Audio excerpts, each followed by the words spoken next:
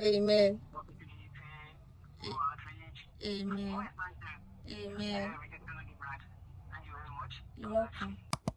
Another day, another birthday call chant. Come with me as we chant for Akamo on the occasion of his birthday, featuring Ìréé's Oríkì. So I'm calling him now.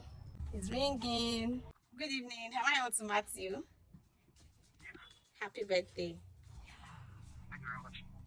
Matthew Heritage Ogunniyi okú ọdún òní wá ṣàmọ́dún o. Lálọ́ Olódùmarè ibi gíga láyé rẹ̀.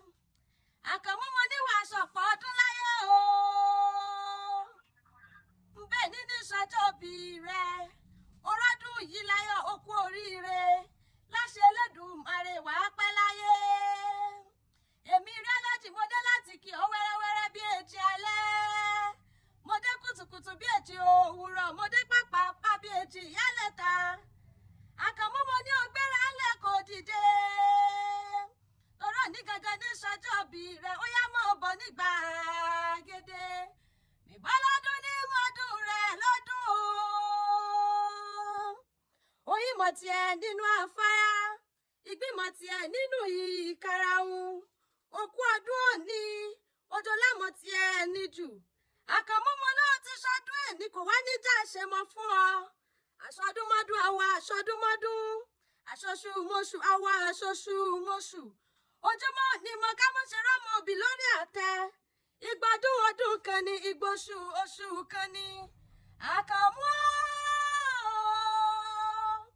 ó yá jájọ ṣeré délé àwọn bàbá tó bí ọlọ́mọ gángan o. Ìréé alálùbọ́sà ọmọ àrólú. Mo ní wọn kì í rìn ní àwọn bàbá tó bí ọlọ́mọ, eré sísá ni wọ́n ń sá lé àwọn bàbá rẹ̀ o. Nílé bàbá rẹ̀ afẹ́fẹ́ lẹ́lẹ́ lómi ìpẹ̀kun. Ó ní pẹ̀kun láyà báyọ̀ ọkọ̀tọ̀ lómi àmù. Bí mo délé àwọn bàbá rẹ̀ máa mú gbá máa fi bomi mu ni. Mo ní bí mo délé àwọn bàbá rẹ̀ máa bomi òkè wẹ̀sẹ̀. Ń bọ́ríkì lé àwọn bàbá rẹ̀ ni. Akèrègbè táwọn bàbá rẹ̀ wọ̀ nílẹ̀kẹ̀ lọ́jọ́ ọjọ́ sí.